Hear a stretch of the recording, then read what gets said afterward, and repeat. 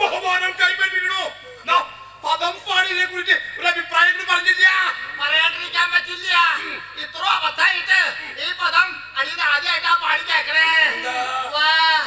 സംസാരിക്കണം പോലെ നിശ്ചയണ്ട. അല്ല, തമ്പുരാൻ ഇത്രയും കാര്യമായിട്ട് ഒരു അഭിപ്രായം ചോദിച്ചിട്ട് നമുക്ക് പറയാണ്ടിരിക്കാൻ പറ്റില്ല. തമ്പുരാൻ കൊണ്ട് നുളവരുടെ ശീലം അടിയിലില്ല. തമ്പുരാനെ ഞാൻ ഉദ്ദേശിച്ചത് തമ്പുരാൻ പാടിയത് മോശമായിരുന്നു എന്നല്ല, വളരെ മോശമായിരുന്നു തന്നെ. സാരില്ലടോ പഠിക്കണേ. കേമായിട്ട് പാടാൻ നാം ഒരു പാട്ടുകാരനോ കലാകാരനോ തന്നല്ലോ.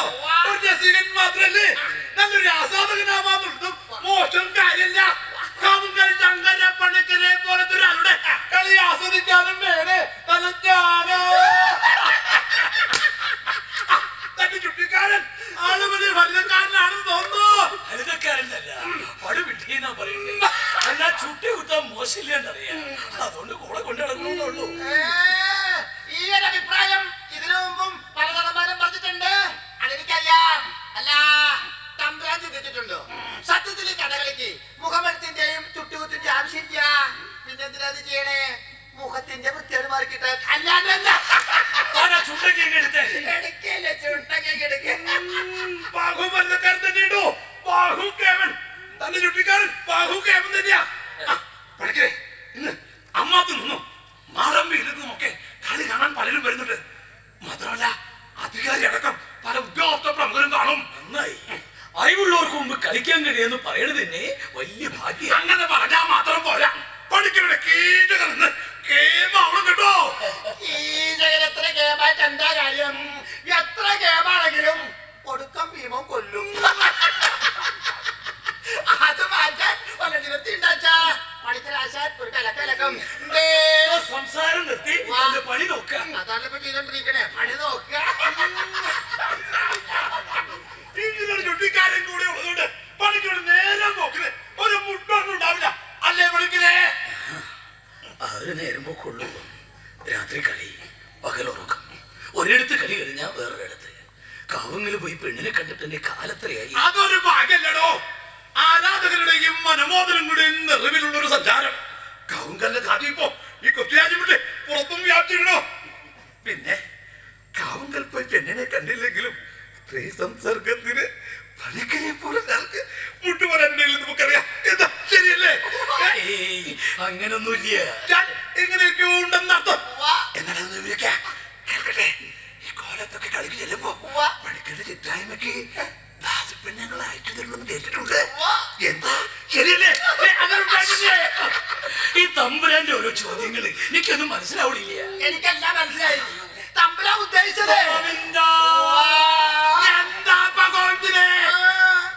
എല്ലാം മനസ്സിലാക്കണോ? പഠിച്ചത് മനസ്സിലാത്ത പോലെ അഭിനയിക്കാം. ഒന്ന് പറയാം, ഇത്തരം കാലത്തിന് കേൾക്കാനോ രസമാണ്. എന്താ പിന്നെ ആചാര്യ കേൾക്കുന്നത് ഗോവിന്ദോട് പറയാ. നീ നേരിടുവാനാ പറയില്ല, നമുക്കറിയാം.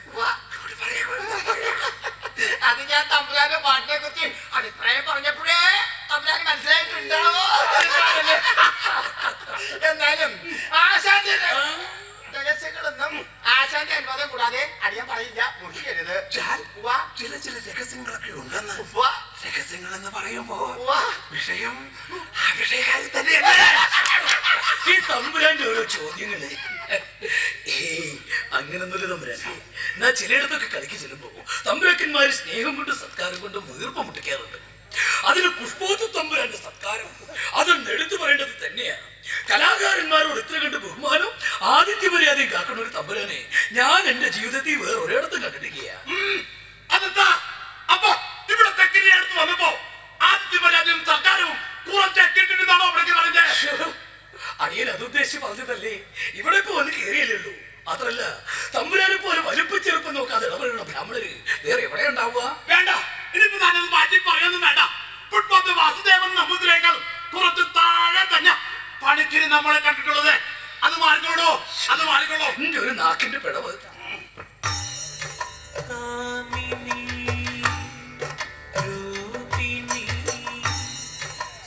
ഈ ചുക്കുവെള്ളം എവിടെ വെക്കണ്ടേ? അത് അവിടെ വെച്ചിട്ട് പോവാ.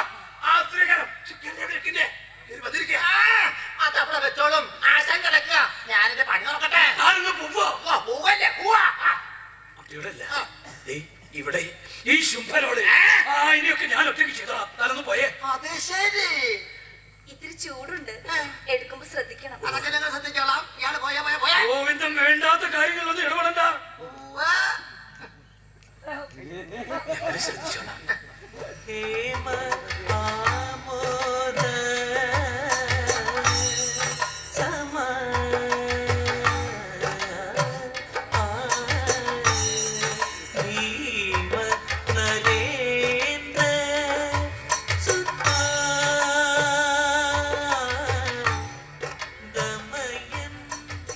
മനസ്സിലായില്ല.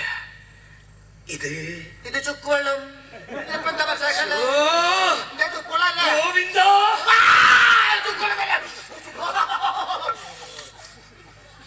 ആ ദാസ്യപ്പെണ്ണിന്റെ കൂട്ട അടിയും തിരക്കിയത് ഇതിനു മുമ്പ് ഇവിടെ വന്നപ്പോഴൊന്നും കണ്ടിട്ടില്ല. അതാ കൊണവെള്ളിയിലെ പെണ്ണ അകത്തുള്ളവരുടെ ചിറ്റായ്മയ്ക്കും മകം പഠിക്കും വേണ്ടി നിൽക്കുന്ന പേരെന്തെന്നാ പറഞ്ഞേ? പാലക്കുടിന്നോ മാധവിന്നോ അങ്ങനെ എന്തൊക്കെയാണെന്ന് തോന്നുന്നു. മാധവി പേരങ്ങനെയാവാനേ തരുള്ളൂ. അതെന്താ പാർക്കുട്ടിനായ കുഴപ്പം? താനൊന്ന് പോവോ. അപ്പുറത്ത് വേറെണ്ടല്ലോ കലാകാരന്മാര്. ആ കപ്പിളിക്കോടനോ കേശവ പിടിക്കോ പോയി ചുട്ടി കുത്തി കൊടുക്കരുത്. ഇങ്ങനെ ഇട്ടൊരു ശല്യം. അത് ശരി. അപ്പൊ ചുട്ടികുത്താരെ ഗോതിര പോ. ശല്യക്കാരെ ഗോതിര ഇല്ലേ? ശരി, ഞാൻ പോയിക്കോളാം. അല്ല, എന്നാലും എനിക്ക് മനസ്സിലാവുന്നില്ല. ആ പെണ്ണിന്റെ പേര് പാറക്കുട്ടിനായ എന്താ കുഴപ്പം? പോകല്ല, പോക്കാണ്. എന്താ പിന്നെ ചെയ്യാ? കളിവിട്ട് ഒട്ടും മുഖതിരിവില്ല. ആരോടാ എന്താ പറയേണ്ടതെന്ന് ഒരു നിശ്ചയമില്ല. എന്താ ഇവരെ ഉണ്ടാക്കി വെച്ചിരിക്കണേ? പണിക്കയുടെ മനസ്സ് വല്ലാണ്ട് പടപടക്കലുണ്ട്. എന്താ ചെയ്യുന്നുണ്ട് ശരിയാവാത്തേ? ആ കൊണവള്ളിയിലെ പെണ്ണിനോട് പണിക്കർക്ക് മോഹമുണ്ട് അല്ലേ? അങ്ങനൊന്നും ഇല്ല. സാരില്ലടോ പണിക്കരെ. ചോരയും നീരുമുള്ള ആണുങ്ങൾക്ക് അങ്ങനെ തോന്നും. അതൊരു തെറ്റെന്നല്ല. അല്ല, നീ പദവ അങ്ങനെ തോന്നിച്ചാലും തമ്പുരാനോട് അടിയനത് പറയാൻ പാടില്ലോ. അതെന്താ? ഫുട്പാത്ത് വാസുദേവൻ നമ്പൂതിരിയോളം ആദിത്യ മര്യാദയിലുള്ളവനല്ലാന്നോ എന്നുള്ളതുകൊണ്ടാണോ? തമ്പുരാൻ ഇപ്പോഴും അത് കിട്ടില്ലേ? എനിക്ക് നല്ല ഖേദമുണ്ടോ. കലാകാരന്മാരോട് നമുക്കുള്ള സ്നേഹ ബഹുമാനങ്ങള് തനിക്കറിയില്ല. വിചാരിക്കും തന്നോടുള്ളത്. അവിടെ ഭീമമായിട്ട് പണിയുന്ന കപ്ലിംഗാരൻ കേട്ടവരുണ്ട്. പേര് കേട്ട നടൻ തല്ല. എന്നിട്ടും എന്താ നാം ആദ്യം തന്നെ എടുക്ക വന്നത്? കപ്ലിംഗാരന്റെ ഭീമിനേക്കാൾ എനിക്ക് ഇഷ്ടം തന്റെ കീചകനാടോ.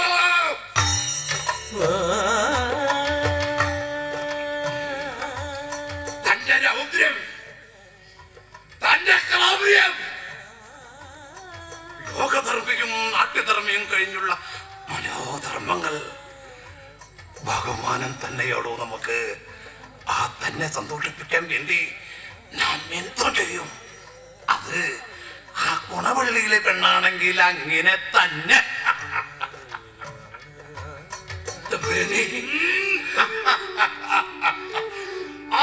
പെണ്ണെടുക്കുന്ന വരാ പറയാ. എന്തിനാ അവളെ ഇങ്ങനെ വിളിക്കണേ? പറഞ്ഞ വാക്ക് നാം പാലിക്കുമെന്നതിന് തനിക്കുറപ്പ് വേണ്ടേ? അത് ഇപ്പൊ തന്നെ ഇവിടെ വെച്ചാനുണ്ടാക്കും. എങ്കിലേ തന്റെ മനസ്സൊന്ന് തണുക്കൂ.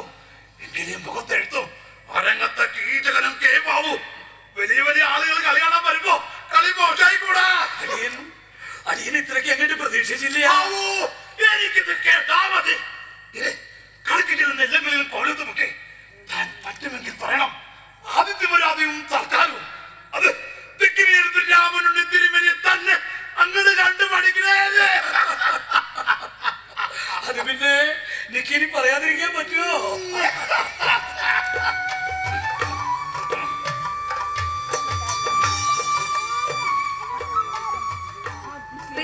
പറഞ്ഞു. ആ, വിളിച്ചോ?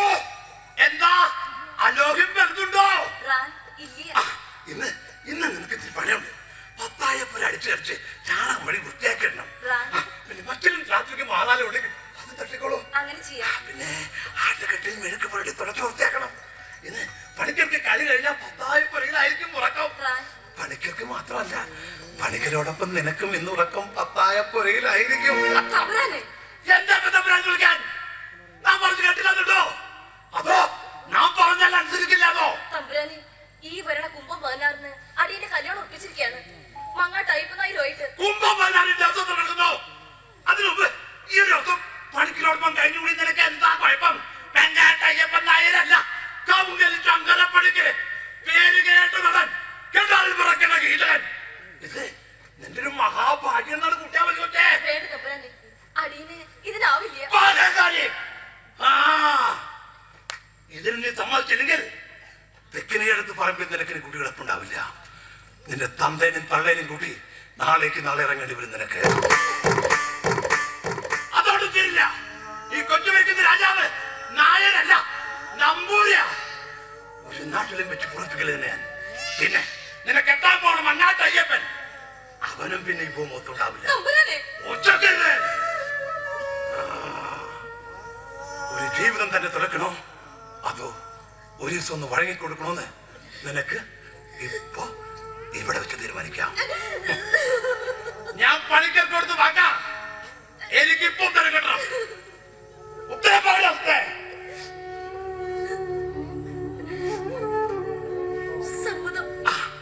എന്നാ നിനക്ക് നല്ലത്. ഇത്രയും വലിയൊരു കലാകാരന്റെ നേരം പോക്കിന് ഇങ്ങനെ രസത്തിന് തന്നെ വേണമല്ലോ തമ്പുരാൻ. ഇല്ല, ഇനി ഒന്നും പറയില്ല. സമ്മതാന്ന് പറഞ്ഞല്ലോ.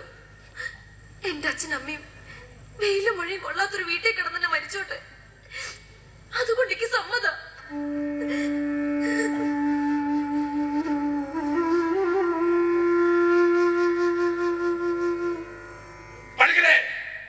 പുഷ്പോത്താർക്ക് മുന്നിലും വഴങ്ങി കൊടുക്കുന്ന ദാസിപ്പെണ്ണുകളുടെ കൂട്ടൊരു പെണ്ണല്ലാതെ പുഷ്പം. ഇനി പഠിക്കരുത്. പുഷ്പോത്ത വാസുദേവൻ നമ്പൂതിരിയോ തെക്കിനെ അടുത്ത് രാമനുണ്ണി തിരുവേണിയോ അതിഥികളെ സൽക്കരിക്കാൻ മുമ്പ് എന്താ സംശയം? എന്റെ തമ്പുരാൻ തന്നെ. എങ്കിൽ നരകത്ത് കീശകനാടി തിമിർക്ക ഭീമനൊന്ന് നടക്കട്ടെ. അത് കഴിഞ്ഞാ പത്തായ പുരയില്